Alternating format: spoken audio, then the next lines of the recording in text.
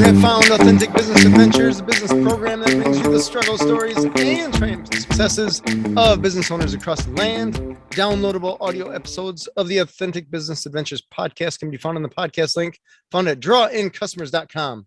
We are locally underwritten by the Bank of Sun Prairie. My name is James Kademan, entrepreneur, author, speaker, and helpful coach to small business owners across the country. And today we are welcoming / preparing to learn from AJ Aluthwala, co-founder of KallistoArt. So AJ, how are you doing today? Doing fantastic, James. Thanks for having me. I am excited because you have a good thing going in the marketing world, I guess, and even beyond with the app world. So how about we start with you telling the crew, what is KallistoArt? Yeah, KallistoArt is a outfit which can create you a website, create you a mobile app, create you a web app, and also work on your search engine optimization to make your phone ring. Nice. I love when people's phone rings. Yeah. That's business just needs it. That's all good. So tell me, let's start with the website creation. How long have you been around building websites? So James, we've been doing this for the last 16 years. So we started the company in 2006. Wow. It was almost just a hobby at the time. I was at Wichita State pursuing my MBA, and then I buddied up with Ravi, and we thought that we should start a company because we got asked by a lot of friends and family whether they when they wanted a website created, they asked us whether we can create something for them. And it was like, yeah, sure, we'll just create it almost for free at the time because it was really kind of a pet project for us. But as time went by, we realized that there's a real need for it, and that's how KallistoArt came into play. Nice. So back in the 16 years ago, let me think. There was no WordPress. There's no, we're talking Dreamweaver or just HTML coding? It was HTML coding, yeah. Wow. It was, yeah, there was Dreamweaver too with, some of the Flash stuff, but yeah. It was, there was Front Page. I don't know if you remember. Oh yeah. That. Yeah. Right. So HTML coding, hard coding.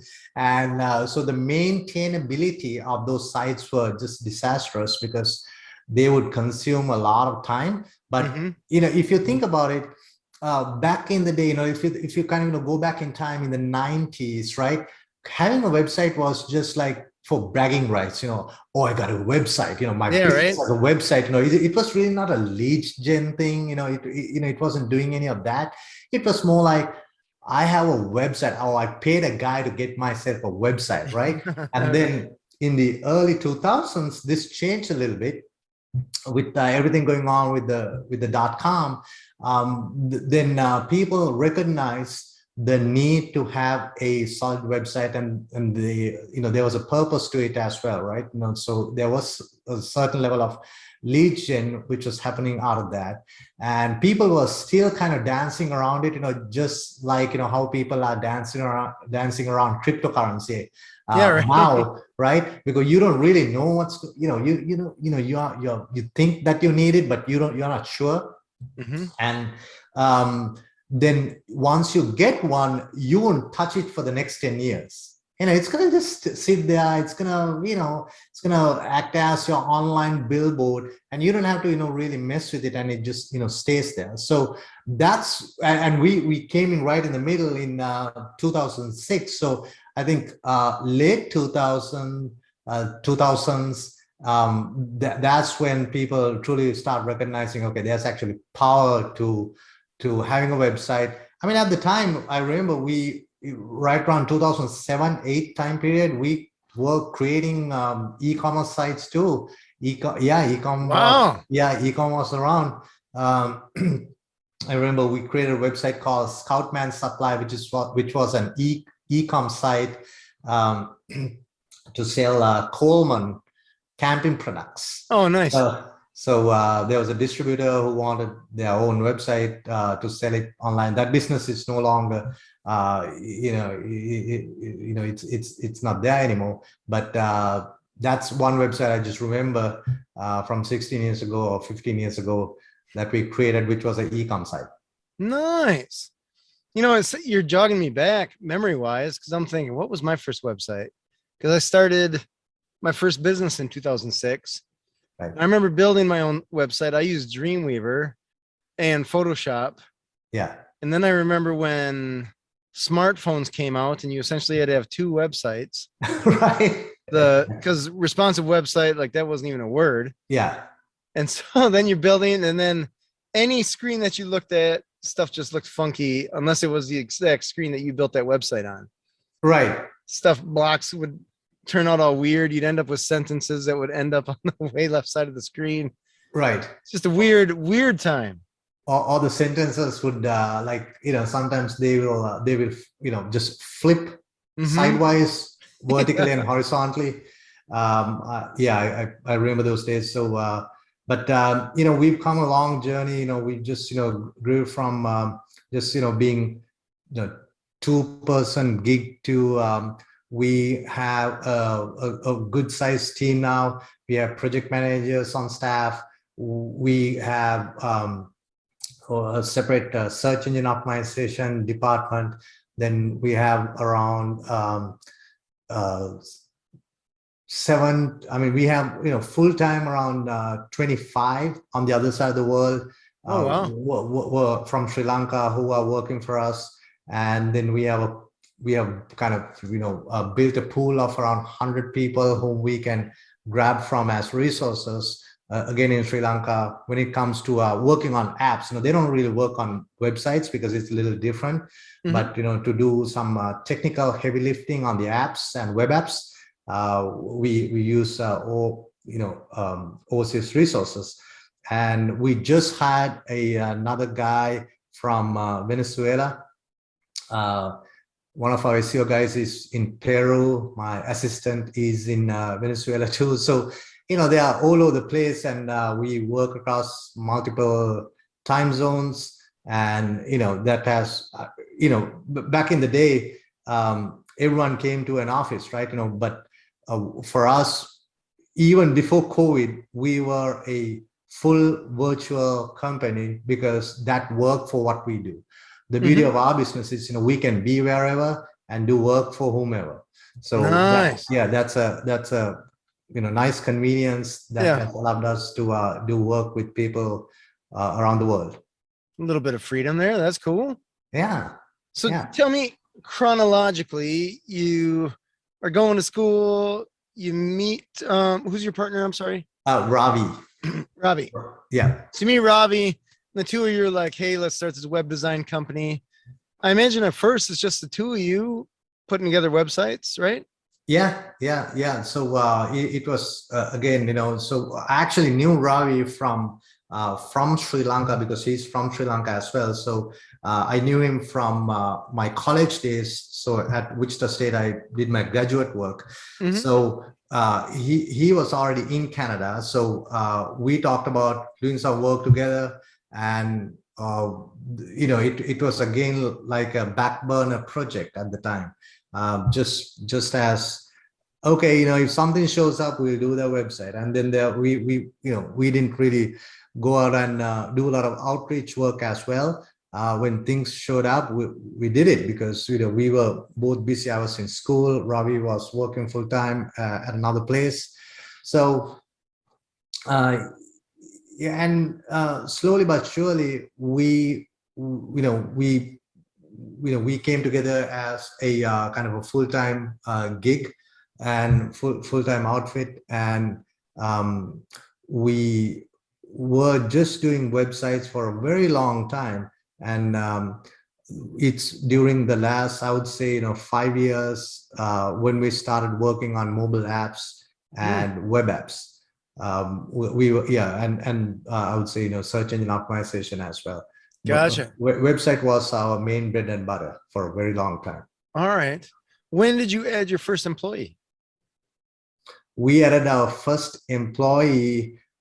We were, obviously we were employees, right? So our, I guess, second and third, or third and fourth, we added them 3 years ago.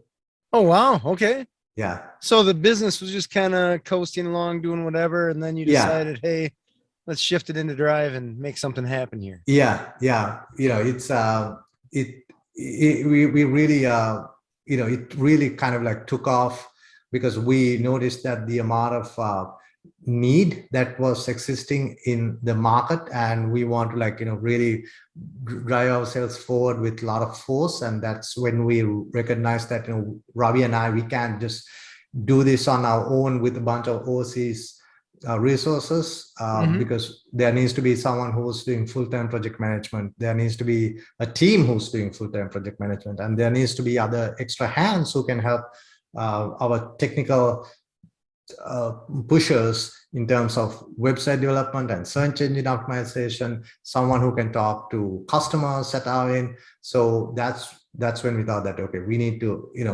really hire people to run KallistoArt in the most efficient manner. Gotcha. All right. Was it tough to find employees? Yeah, I mean, we have gone through several sets of employees.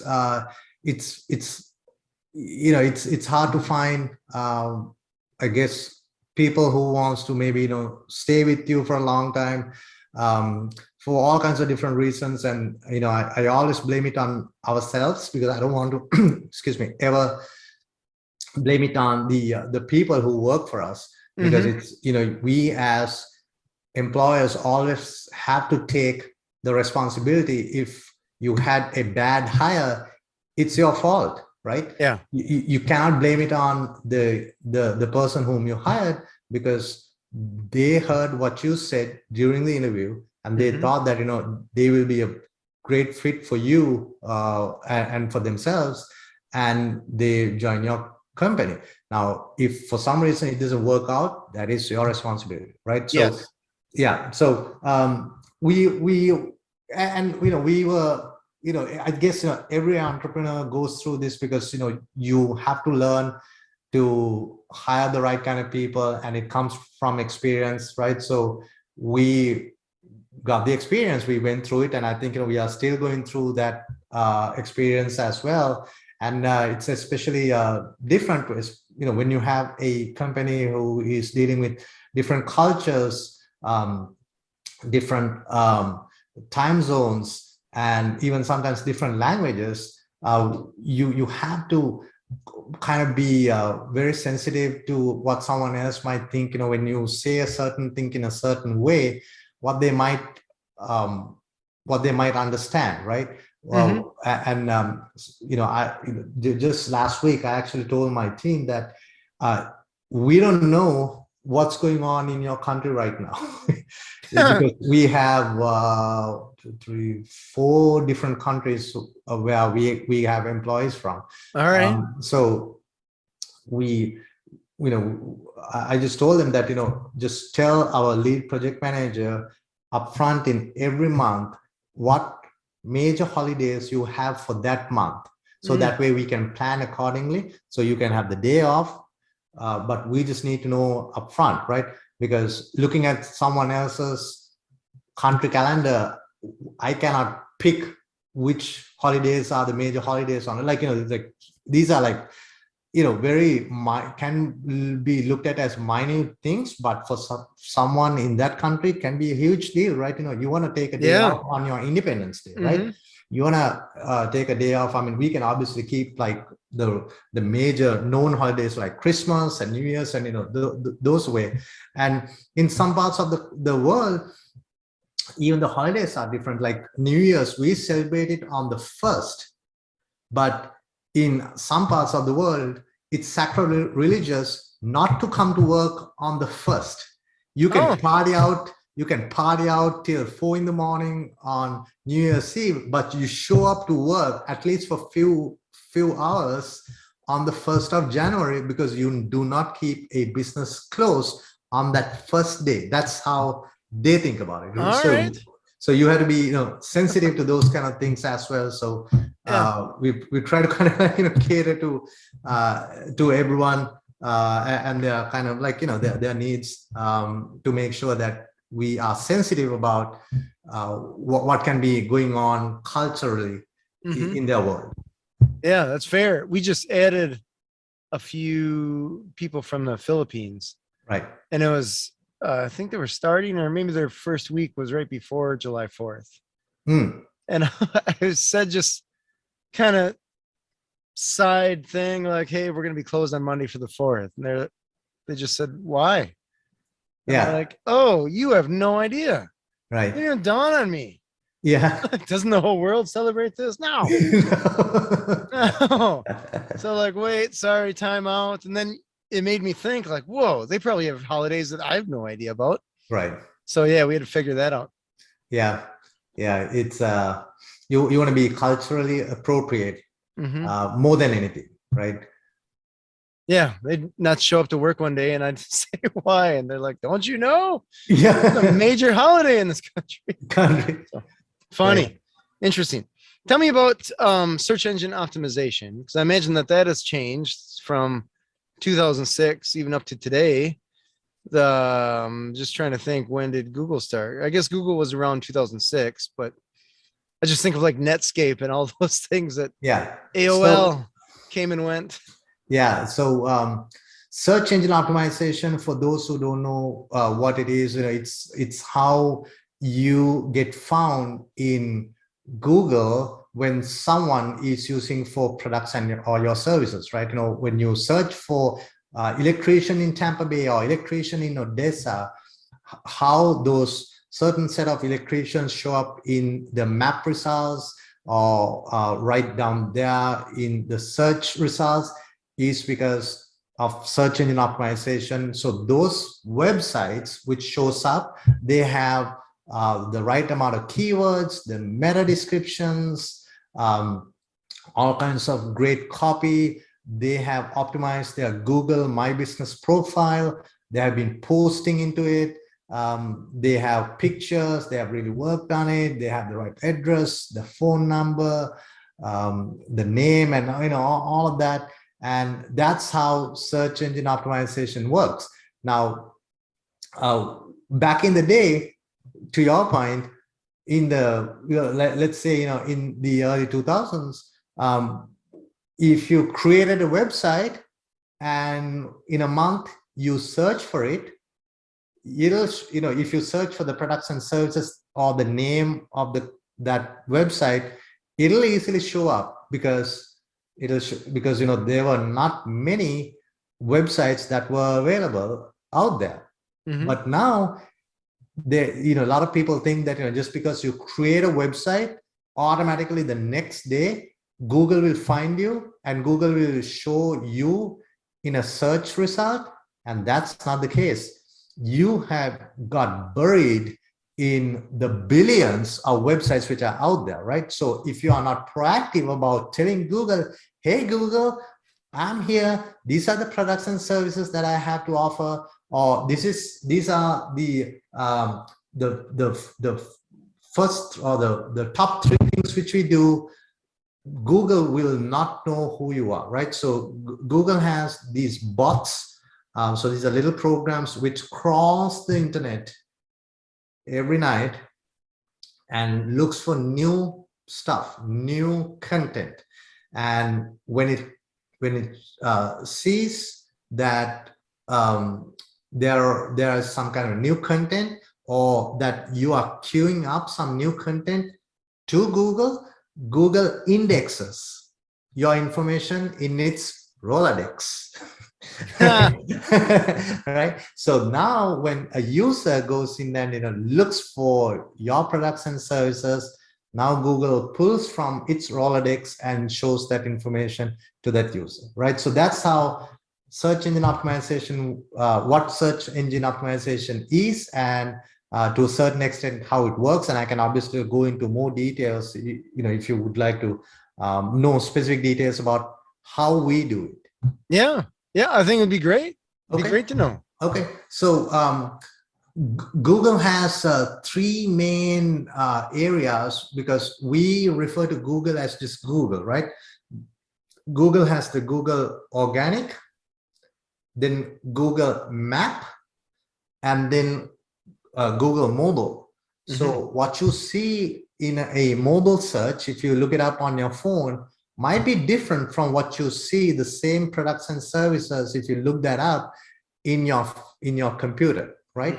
So when you optimize your products and services, you can optimize for the phone, for the apps, the maps, as well as the Google Organic, which is just like the desktop view, right, of search results.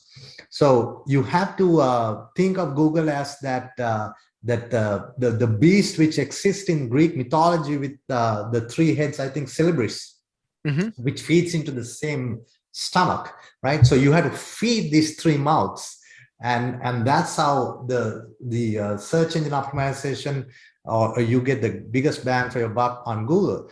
Now you do that, and at the same time, get yourself, if you already don't have this, get yourself a Google My Business profile, which is free. Anyone who's listening in, just go to business.google.com and it's free. Get yourself a Google My Business profile and start inputting information into that. Now, you don't have to have an actual business, because sometimes there are folks who are content creators.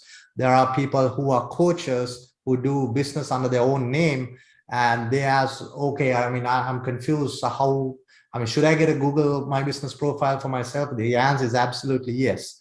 Get yourself a Google My Business profile, and then you go in there and you put in content about what you do, your hours of operation, and description about your products and services. There's a FAQ section, so enter as much information as possible in there to help the people who are looking for your products and services. So you do that, and then when you have website, you have to work on the on-page content optimization, meaning any keywords that you choose. Let's take an example, like, electrician in Tampa, right? Because I'm based in Tampa, I'm going to use Tampa. So electrician in Tampa. Now, if I'm an electrician in Tampa, I go to my website, I want to make sure that I have electrician in Tampa in the first paragraph of my homepage, because whomever who's looking for my services is probably looking for an electrician in Tampa, right? So you want to mention your product or your service and where you are located, right? And then you also add that keyword in few different places throughout the website. And also you can make sure you have your phone number on the home page and your address on the home page. So that way it's very easy for that Google crawler, the bot, to pick up this information from your website, right? And then another thing which we do is we create lead gen SEO on steroid pages behind the scenes. And these pages will have the same keywords written in natural language. They are not really connected to the main framework of the website, in terms of you cannot go to those pages from the main navigation of the website, but these pages are written in a way they are very attractive to Google. So Google will show these pages in search results. So when someone clicks on it, it will open up that page, and that page looks exactly like it's part of the website. So that's what we do. It's a three-pronged approach when it comes to optimizing to Google. So we work on the website on-page optimizations. We work on your Google My Business profile, and then we work on behind the scenes website optimizations as well by creating those lead gen SEO pages on steroids. All right.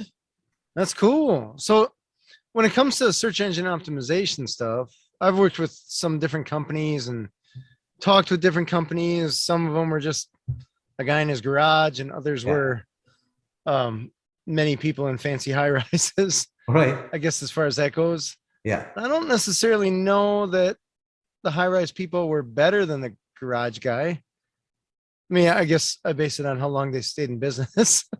Right. I guess, how do you know that your employees that are doing the search engine optimization are doing a good job? Because it's one of those things that seems to be, you don't know if it's working until after it's already passed. Right. So that's a great question, right? So everything we do is numbers driven. It's not like, WYSIWYG and pixie dust, right? So we want to make sure that we basically benchmark when we start working with someone, we benchmark where they stand for the keywords that we are using, and we track the number of calls they are getting. We track the number of people who comes to their website. We track how many people requested directions for their business. All through, and this information is pulled into our tool through Google Analytics. So it's coming from Google Analytics. So we benchmark it, and working with Google or just, search engine optimization in general, it's not a short-term strategy for lead gen.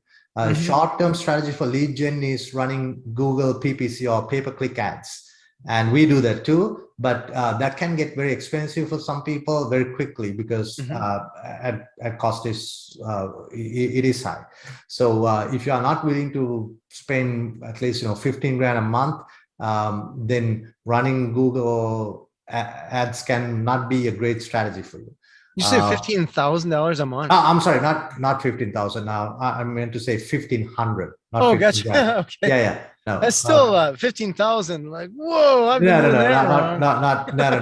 Not 15,000. I meant to say 1,500. So, all right. 1,500 is like, it's what we've seen is like the minimum you should be at if you want to see a good bang for your buck. Right now, search engine optimization is a long-term strategy where you would not see results for around 60 days to 90 days. So think of it as trying to turn these big, heavy wheels, and it's hard to push them to start turning, but once they start turning, you gain momentum, right? And because of the momentum, they keep spinning and spinning. Now, with the ad strategy, the moment you stop paying for the ads, it just goes right down because you're not getting any lead gen, right? But when you organically grow your numbers, your rankings gonna stay up there. You have to keep in mind that you have to keep on working on it. This is like a horse race. Everyone's vying for that first, second, third positions. So everyone's pushing forward, but you can have this long-term strategy which can get you to the top. And we brought people who are not even in the top 100 result to #1 position in highly competitive fields such as legal. And it has worked, right? So then we get to show them that, okay, this is where you started, your baseline, and here's today, you are getting, during the last 30 days, you got 100 calls, you had 50 people requesting directions, you had 2,000 impressions on your website. Out of the 2,000 impressions, 88% were actual people who actually found you through discovery. This is important. Discovery and direct are the two ways of someone finding you. Direct is someone already knew your name, right? So someone knew that your name is, let's say, Miller Electric, right? And they just typed in Miller Electric, and there was your website, and they clicked on it. So that's a direct hit.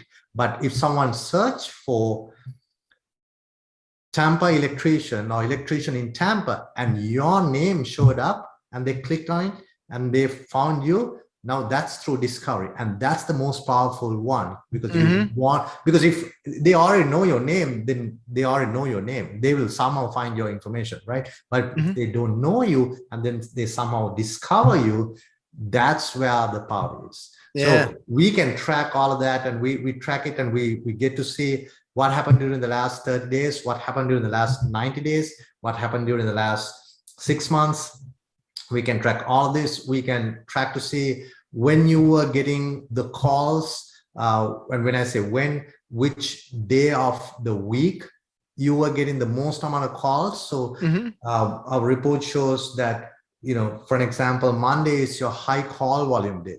So if Monday is your high call volume day, then you probably want to resource for Monday to have people in the office to pick up the phone and answer all those calls, right? You don't want, if you are getting 20 calls, Monday, you don't want to miss out on any of those calls. And then we can also see what time of the day you are getting most amount of calls. And this is also very important for, especially for small businesses.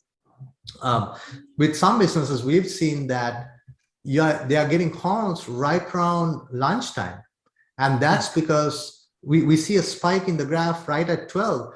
That's because other people are calling them during their lunch break, right? So now if everyone in this company is also out for lunch, then you're missing out on all those calls, right? So when you have these kind of analytics, you can resource for that. You can maybe tell someone, all right, or figure it out within your team.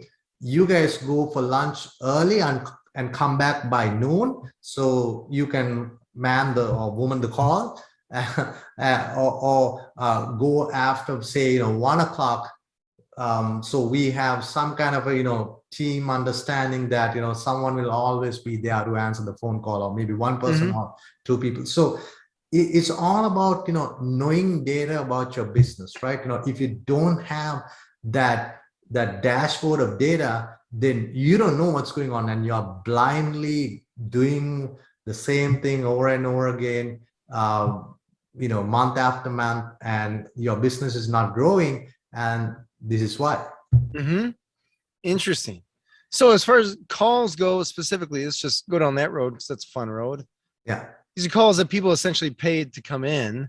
How are you keeping track of that? Is that through Google Analytics, or is that a different tool? Yeah, so we use Bright Local as our tool, and that's connected to Google Analytics. So it just when you run ads, you have a different phone number, right? You get a different phone number, and very easily you can get a Google Voice phone number for free, or if you have a phone company who's maintaining your phone system, then you can get another phone number from them. So you want to have a different phone number for your campaign, so that way you know that this phone is ringing because of the campaign, right? Got it. It doesn't need to be your main number, because then there's no way of justifying saying that, okay, these calls were generated because of the campaign. Got it. All right. The clients that you work with, do they fit in a niche or a size, or is there a target market that your company specifically works with? Or are you helping everyone from the tiny company to the multi-billion-dollar? Yeah, I think people who best take the most use out of us are the folks who have been running their businesses for the last 3 to 5 years at least, and they already have a web presence, and then they want to take it to the next level. Maybe their website was created when they first started their business, and then they want to take it to the next level in terms of the outreach. Someone who's doing at least $300,000 to $500,000 in annual revenue, and all the way up to 10 million. We can handle anyone within that range, and I understand it's a big range, but we have done work with folks who are in that range, because everyone needs a high conversion website. Everyone needs to make sure that they get shown up in Google when someone searches for their information. And then along the way, to grow your business, you need to put in internal processes, and you have to bring in systems to bring up your efficiency, right? So in a case like that, we can obviously help them out with mobile app or web app or internal apps, whatever they need in terms of, helping them out with their software needs. Gotcha. Let's shift gears and talk about the app part of your business. Yeah. Because apps, that's the hot word now. So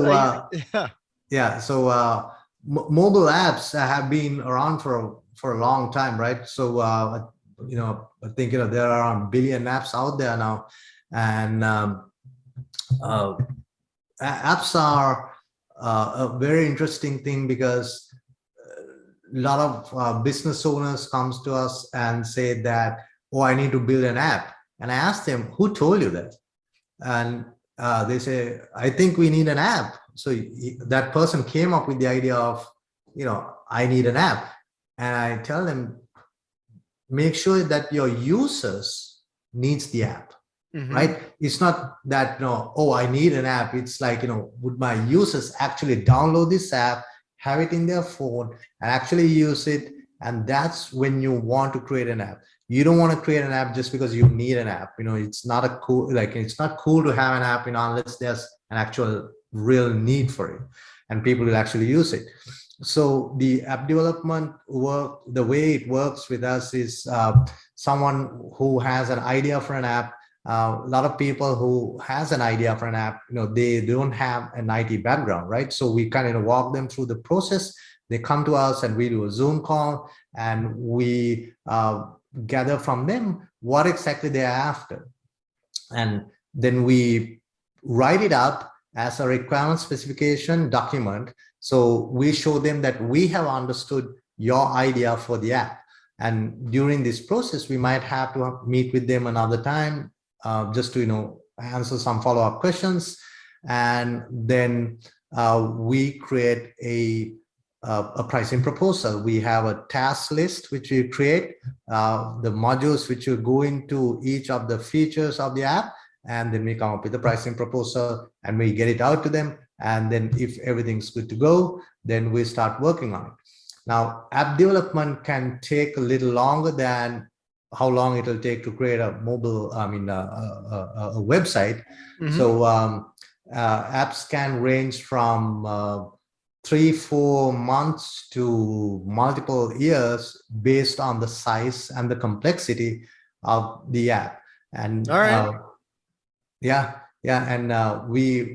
are actually in the process of finishing up an app for one of our clients, which is almost like a clone of Netflix for public broadcasting television stations. Oh, really? Yeah. Oh, that's so so very excited about that. And once it's actually out, we'll do like a media blitz about that. So we can pretty much take any kind of just to show you give you an idea, we can take apps of any kind of complexity. That Netflix like app, there's a lot to do with behind the scenes in terms of optimize video rendering, optimize playback, and you have to deal with bandwidth of each user, those kind of things which you have to take into consideration. And the other bad thing which is going out for us is that there is already something called Netflix, right? So people are used to the Netflix experience, right?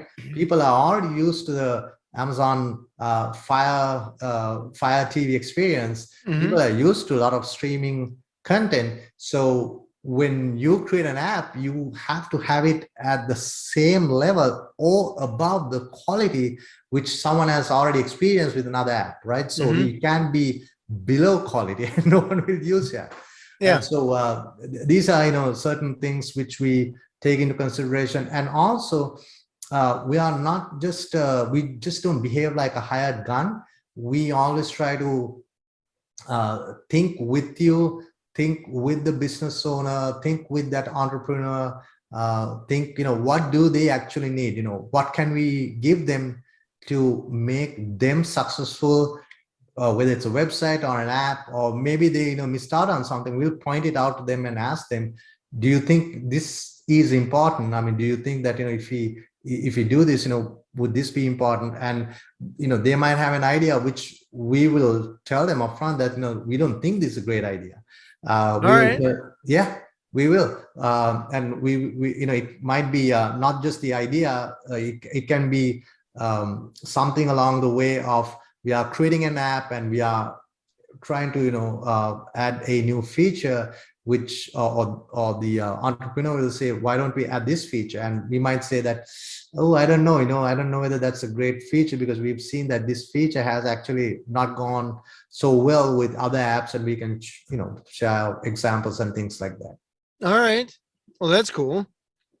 I wonder, this is just more a curiosity question, I guess, for the people with ideas that are afraid to implement them on their own. Every entrepreneur that I know has just zillions of ideas flowing through their head any given day.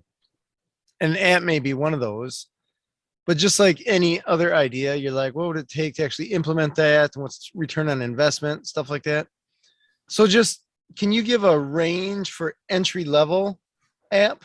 What people are talking about, just ballpark price wise? I mean, we're talking hundreds of dollars, thousands of dollars, tens of thousands of dollars. Yeah, I would say, for an entry-level app, you are looking at $10,000 to $20,000 entry-level app.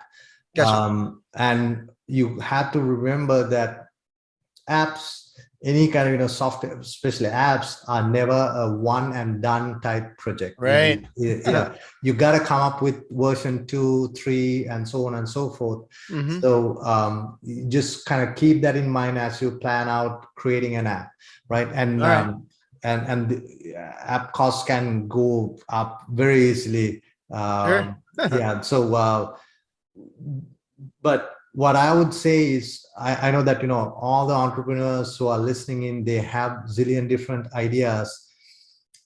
When you have an idea, don't delay working on that idea, because if you delay it, someone else will pick up on that idea. And because I guarantee you are not the only one who's thinking about it. Right. There will be other people who are thinking about it, and they will implement it before you. And then there's that first move advantage. So don't be that guy or gal. Right? So, but having said that, when you have an idea, I didn't say that build an app. When you have an idea, research on that idea, see whether there is already an app or something similar to your idea, which you might be able to, or which people might be able to use without really, not you having to create a new app, or whether that particular app which already exists completely missed the mark on your idea, right? So just do a very thorough, and this research is very easy. Just get on Google and search it top to bottom, see whether there's an app which kind of does the same thing. So for entrepreneurs, there are two ways of doing it, right? So you can create your own app, or you can start using an app and maybe change your workflow, your process, in order to fit into what that app allows. And then I guess, there's another way where you can take an app and you can maybe white label it and then use it for internal purposes. Now, if you are thinking about making money out of apps, and I guess that's what everyone wants to do. You want to obviously have a return on your project.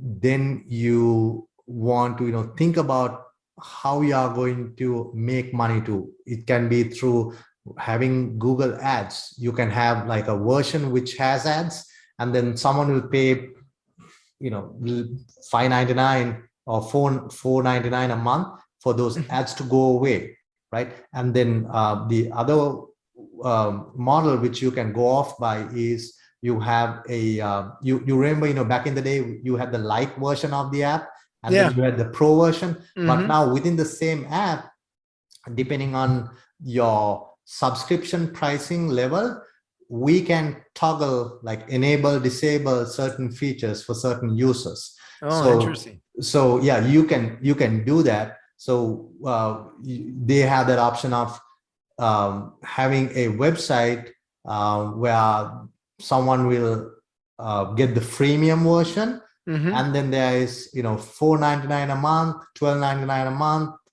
$19.99 a month, based on the features that they are going to get out of the app, right? So that's how you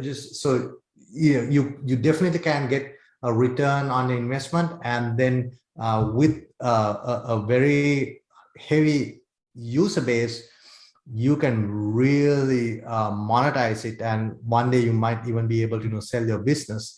Because imagine it right now, if you have a user base of 100,000, right, paying you $4.99 a month, that's big money. That's all right. That's all right. So AJ, what is the future for KallistoArt? So we are actually going to change our name. That's the number one thing, right? So we have been known as KallistoArt for the last 16 years, and we came up with the name when we were just a web development company. So creating most beautiful art form on the web was our passion, and that's how KallistoArt name came into play. And now we are more of a tech company, because we are involved with search engine optimization. We do mobile app development, web app development. So that's why we are changing the name to Kallisto Tech. And that change will happen here shortly, I would imagine within the next couple of months. All right, that's soon. And yeah, and then we are also growing in terms of team members. So very excited about that as well. Nice. So you'll be on a yacht somewhere in a few months, something like that. So talking about a yacht, we are actually partners with another business. We are creating a yachting listing and closing platform as well. I'm a 50% partner in that business, and cool. That will be out here shortly. And once it's out, and we've been working on it for the last 1.5 years, so I'll keep you posted, so we can maybe come here another time and talk about it. Yeah, that's awesome. AJ, we are out of time. That went crazy fast. I know, right? Can you tell people how they can find you? Absolutely. Anyone who'd like to connect with me, you can go to aja360.com. Again, that's aja360.com, and you'll see all my contact information, from my social media accounts to email to phone numbers, all of that. So feel free to please go connect with me on social media. So when you go to aja360.com, just click on the contact link in that menu, and you'll find my information out there. Nice. Awesome. I appreciate that. And then KallistoArt, what is the website for that? KallistoArt.com is spelled as KALLIST as in Tom, OART.com.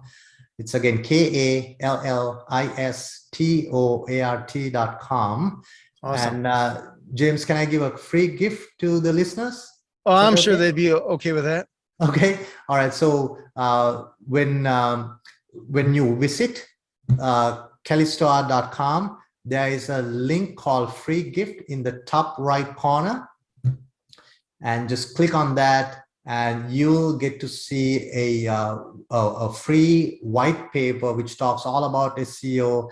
You'll be able to download it, and it talks about what are the benefits of having SEO, and how you can even sometimes do it yourself. So feel free to go and check it out. Nice. I love it. The internet's just not just a fad, right? Yeah, it is. Sticking around a little bit. Awesome. Well, thank you, AJ. Absolutely. Thanks for having me. This was a real pleasure. Yeah. This has been Authentic Business Adventures, the business program that brings you the struggle stories and triumphant successes of business owners across the land. We are underwritten locally by the Bank of Sun Prairie. If you could do us a huge favor and give us the big old thumbs up, subscribe, and of course, comment or ask any questions that you may have for AJ or myself below. That keeps us doing what we're doing here. My name is James Kademan, and Authentic Business Adventures is brought to you by Calls on Call, offering call answering and receptionist services for service businesses across the country on the web at callsoncall.com, as well as Draw In Customers Business Coaching, offering business coaching services for entrepreneurs looking for growth on the web at drawincustomers.com. And of course, the Bold Business Book, a book for the entrepreneur and all of us, available wherever fine books are sold. We'd like to thank you, our wonderful listeners, as well as our guest, AJ Alathwala. I probably destroyed that last name. I'm so sorry about that. All right, co-founder of KallistoArt, soon to be Kallisto Tech. Is that right? That is right. I love it. I love it. Growth and progress. That's all happiness. Yes, AJ, sir. thank you so much for being on the show. Thank you so much for having me, James. Appreciate you. Sweet, sweet. Past episodes can be found morning, noon, and night. The podcast link found at drawincustomers.com. Thank you for listening. We will see you next week. I want you to stay awesome. And if you do nothing else, enjoy your business.